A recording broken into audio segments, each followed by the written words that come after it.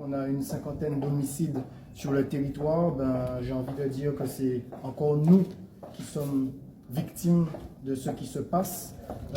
À l'heure actuelle, moi, ma seule petite question, c'est qu'en est-il des emplois qu'on a créés? Qu'en est-il des jeunes qui étaient insérés? Est-ce que dans les 50 personnes qui sont décédées, est-ce qu'il y en a? Est-ce que quelqu'un se pose cette question-là? Et quand on dit qu'il y a 50 victimes, on parle aussi de victimes qui sont derrière les barreaux parce qu'on est tous victimes de ce système finalement.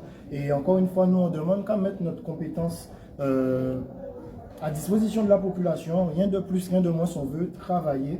On ne demande pas de faveur, comme on dit. Encore une fois, ma femme s'est fait molester, mon enfant s'est fait molester, mais on se retrouve à être condamné. Je pense qu'on a compris. On ne va pas épiloguer sur la chose. Alors moi, ce qui me paraît le plus aberrant dans tout ça, j'ai une peine d'inéligibilité. Alors je ne sais pas pour quelle raison. Je ne pourrais pas vous dire non plus pourquoi. Je n'ai pas d'aspiration ou peut-être qu'on me crée des aspirations et la condamnation est peut-être liée à ça. Mais c'est dommage puisqu'encore une fois on s'en prend à la jeunesse qui travaille, on s'en prend à la jeunesse qui veut œuvrer pour ce pays-là, qui veut emmener une dynamique, qui veut s'inscrire dans un cadre d'excellence. Et malheureusement, encore une fois, on envoie un mauvais signal pour cette jeunesse-là. Ouais. Mais comme je dis, on reste debout, on sait qu'est-ce qu'on a en tête, on sait où est-ce qu'on veut aller, où est-ce qu'on peut aller et où est-ce qu'on doit aller.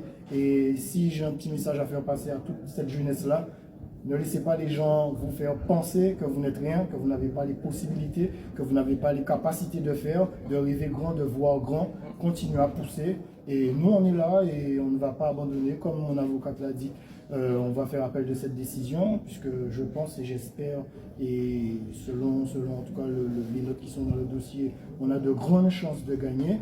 On va, comme on dit, éloigner cette affaire un peu du cadre local qui a été surmédiatisé.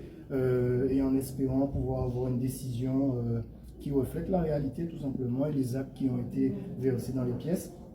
Alors merci à toute la population qui s'est toujours tenue debout derrière nous, derrière ma femme, derrière mon avocate, derrière le Cabana Beach. Merci à vous tous et comme je dis, comme j'aime le dire, c'est encore une marche qui va nous permettre de monter, de grimper et d'aspirer à ce qu'on veut pour la Guadeloupe, une Guadeloupe meilleure, une Guadeloupe qui tire vers l'excellence. Et avec vous aussi, messieurs les journalistes. Et surtout, Guadeloupe décolonisée.